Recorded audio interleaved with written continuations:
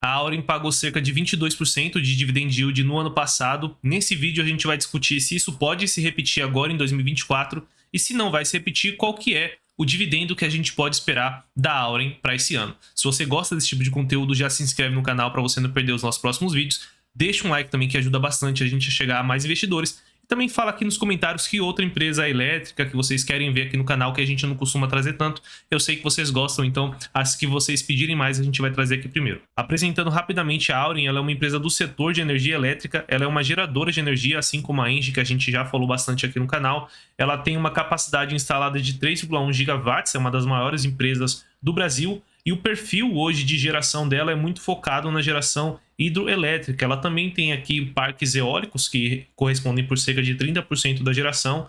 E ela tem investido e continua investindo para diversificar o portfólio dela para chegar ali no médio e longo prazo num portfólio ótimo que ela acredita que seria de 50% aqui hidroelétrica, 30% eólico e 20% solar. Então seria metade hidro e metade em outras fontes de energia. A Auren já era listada na bolsa há muitos anos com o ticker da CESP e ela fez uma reestruturação acionária em 2022 e passou os ativos da CESP para uma nova empresa, e essa empresa passou a se chamar Auren, onde ela também transferiu ali outros ativos de geração de energia que eram controlados pela Votorantim, que é atualmente uma das controladoras da Auren. Então foi uma reestruturação bem interessante para quem já era investidor da CESP na época. As ações subiram bastante e hoje a Auren ela é controlada pela Votorantim, um fundo de investimento aqui canadense, e tem 30% de free float. Lembrando que a Votorantim ela também controla ali a CBA, que é uma outra empresa listada na bolsa que tem vídeo aqui no canal, e ela também tem uma participação relevante aqui na CCR, que é uma empresa do setor de infraestrutura, também tem vídeo aqui no canal. Como eu comentei no início do vídeo, ela pagou no ano passado um dividendo muito alto, realmente, mais de 20%, depende ali obviamente do preço que você estiver considerando e do preço que você pagou, mas quando a gente pega ali do preço do início do ano, foi mais de 22% de dividend yield, que já para começo de conversa, eu aviso para vocês que não foi nada recorrente, então a gente não pode esperar que isso vá se repetir no futuro, tá? A própria empresa, na área ali de dividendos que ela tem no site de RI, ela mostra que dos dividendos pagos em 2023, aqui a gente tem as datas dos dividendos pagos em 2023, ela pagou ali cerca de 3 bilhões de reais no total, R$3 por ação, sendo que metade desse valor aqui ela mesma considera dividendo extraordinário, ou seja, não é algo recorrente. Então metade do dividendo ali da Auren foi não recorrente. A Auren conseguiu distribuir esse dividendo extraordinário no ano passado, basicamente porque ela ganhou uma ação contra a justiça, uma ação que vem há anos rodando ali nos balanços da Auren desde 2013, 2014, basicamente lá em 2012. Se você gosta do setor de energia, você já deve ter ouvido falar da MP 579, que foi uma MP ali no governo Dilma, que basicamente destruiu ali como funcionavam as regras de todo o setor de geração e transmissão de energia aqui no Brasil. E lá em 2012, essa MP ela estabeleceu novas regras para renovação de concessões que estavam vencendo ou que já estavam vencidas. Então, basicamente, a Dilma ali e os seus ministros chamaram as empresas geradoras de energia e falaram assim, olha, ou vocês renovam com essas novas condições, que eram péssimas condições, ou a gente vai tirar de vocês essas concessões. E foi o que aconteceu com a CESP. A CESP não aceitou as condições ali propostas pelo governo, e por conta disso, uma das principais usinas ali da CESP foi levada a leilão, já que ela não queria seguir as regras impostas ali pelo governo. Tiraram essa usina dela, já estava vencida na verdade, mas não foi renovada, e por conta disso, por conta dessa mudança nas regras, a CESP não conseguiu ali amortizar todo o custo e todo o investimento que ela fez nessa usina. Então você imagine que ela estava operando essa usina há mais de 20, 30 anos, fez diversos investimentos e precisava depreciar e amortizar esses investimentos, e agora ela não tinha mais o ativo. Então, para recuperar esse dinheiro que ela perdeu, o governo aceitou ali em pagar cerca de 4,2 bilhões de reais, atualizado obviamente pela Selic e vários outros cálculos que foram feitos aqui e chegaram nesse valor, para poder ali de uma certa forma amenizar o estrago que foi feito para a CESP e para a Auren ao longo desses mais de 10 anos. O governo, na realidade, ia pagar essa indenização ao longo de diversas parcelas, eram mais de 80 parcelas, mas a Auren aproveitou a oportunidade para securitizar essa indenização, ou seja, ela passou o direito de receber essa indenização para uma outra empresa, uma securitizadora, e recebeu o dinheiro no presente para utilizar para pagar dividendo, para utilizar para investir, para utilizar para reduzir a dívida,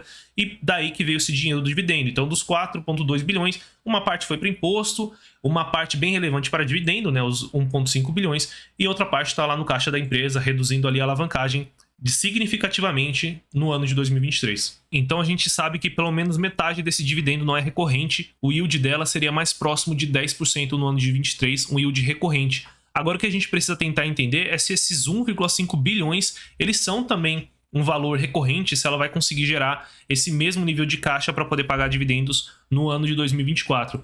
Quando a gente olha os resultados da empresa, e eu prefiro, no caso da Auren, por conta dessas distorções do resultado financeiro, dessa indenização e de várias outras questões, até o imposto que ela pagou, que foi de certa forma um não recorrente, eu prefiro olhar aqui a geração de caixa da Auren. Eu acho que é uma proxy muito melhor do que ela talvez consiga pagar de dividendos. Quando a gente tenta olhar nessa visão de geração de caixa, vocês vão ver que o EBITDA dela em 2022 era próximo de 1,8 bilhões. Eu estou usando 2022 justamente porque 2023 não finalizou ainda e vai ser um valor próximo disso e vai ser muito bagunçado por conta dessas questões. Então 2022 eu acho que tira um pouco dessa sujeira. Então ela gerou um EBITDA de cerca de 1,8 bilhões em 2022. E aí a gente olha aqui a geração de caixa, né, o fluxo de caixa livre da empresa. De 1,8 bilhões de EBITDA gerados, ela pagou ali imposto, também tirou um pouco de capital de giro, também pagou ali o serviço da dívida, o resultado financeiro. Então sobrou um FCO de 1,2 bilhões de reais. Então a gente consegue tirar uma proxy aqui do que seria o fluxo de caixa operacional da Auren para ela conseguir pagar dividendos. Seria cerca de 1,2 bilhões de reais por ano. Obviamente que tem investimentos, tem outras coisas que a empresa poderia ter de gasto ao longo do ano, mas ela pode se endividar, como ela fez aqui em 2022. Ela investiu 1,5 bilhões, mas ela também fez aumento de capital para poder pegar esse dinheiro. Também ela emite dívida para poder pegar mais dinheiro para investir. Então, o fluxo de caixa operacional, ela consegue utilizar esse valor para pagar dividendos. E como ela praticamente não tem dívida, justamente porque entrou muito dinheiro ali no caixa dela, isso aqui no terceiro trimestre de 23 vai ter a redução do caixa justamente por conta dos 1 bilhão e 500 que saiu no fim do ano. Mesmo assim, ela teria uma alavancagem perto de uma vez EBITDA, o que é ridiculamente baixo para empresas do setor de energia elétrica. Então, a dívida não deve empatar a distribuição de dividendos da Auren. Então, a gente viu que ela deve gerar ali um FCO próximo a 1,2, 1,3 bilhões e ela tem aqui um percentual mínimo de distribuição de dividendo de 25%, mas para a gente entender melhor, eu fui atrás dos últimos resultados já na época da CESP para ver o quanto que ela pagava dessa geração de caixa em forma de dividendos. Então, no resultado de 2019, ainda era CESP, ela pagou ali cerca de metade, né? Vocês vão ver que ela gerou ali um FCO após o resultado financeiro de quase 500 milhões e ela pagou 297 milhões aqui em forma de dividendos. Então, praticamente metade da geração de caixa do ano em forma de dividendos. Eu pulei aqui o ano de 2020, porque pode ter tido alguma distorção, a empresa pode ter preferido pagar menos por conta ali da situação de crise que a gente vivia. Então, no ano de 2021, o que aconteceu? Da geração de caixa livre, né, do fluxo de caixa operacional, que também foi próximo desses 1,3 bilhões, ela pagou cerca de metade, 40%, 50%, menos de 50%, em forma de dividendos. Então dá para a gente assumir com uma certa segurança que a Auren ela vai pagar cerca de 50% da possível geração de caixa que ela vai ter no ano de 2024. E como a Auren vale hoje cerca de 13 bilhões, quando a gente considera que ela deve ter uma geração de caixa próxima de 1,3 bi, pagar 50%, 60% disso, dá para a gente ter uma noção de que ela deve pagar no mínimo aí uns 6% de dividend yield ao longo do ano de 2024, mas a gente acredita aqui que ela vai pagar até mais do que isso, porque como eu mostrei para vocês, ela não tem nenhuma pressão de dívida no momento, uma alavancagem bem baixa, muito dinheiro em caixa, os projetos já estão encaminhados, tem projetos que vão entrar esse ano, em 2024, então a gente vê aqui que já vai entrar projetos aqui de geração de energia eólica e geração de energia solar ao longo de 2024, então ela deve ter um incremento ali na geração de caixa possivelmente.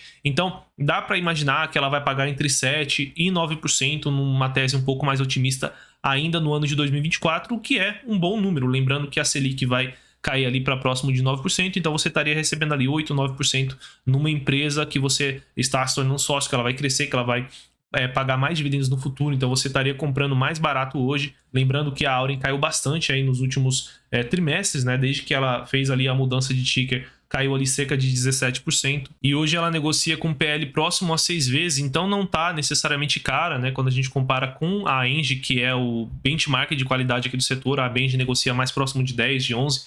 Então a Auren seria ainda de certa forma descontada aqui em relação a outros players de geração no setor. Então não, a gente não deve ter esse dividendo se repetindo em 2024, a empresa deve pagar ali mais próximo de 9%, que é o que a gente acredita aqui no GA, a não ser que realmente ela queira zerar ali totalmente aquele caixa que ela tem, que veio da indenização em boa parte, mas na nossa visão não é isso que deve acontecer, a empresa deve manter em caixa para ter um nível de alavancagem um pouco mais controlado enquanto ela está nesses projetos de alavancagem, nesses projetos de crescimento. Então, a boa parte ali desse dinheiro que viria para dividendos, a gente acredita que já foi no ano de 2023. Lembrando que esse vídeo não é uma recomendação de investimentos, mas se você quiser acesso às nossas recomendações, é só clicar nesse link aqui do nosso YouTube, você vai direto para um site que explica tudo sobre o que é ser um assinante A-Pro, quais são as carteiras, as exclusividades que você tem acesso. Inclusive, você pode ter acesso à nossa carteira de dividendos, que vem batendo o Ibovespa com uma certa folga e que paga dividendos mensais em boas empresas. E lá você vai saber quais são as empresas elétricas, quais são os bancos que a gente gosta, entre outras empresas que estão lá na nossa carteira. Se você gostou do vídeo, não esquece de se inscrever no canal e deixar o like. Bons investimentos e até o próximo vídeo.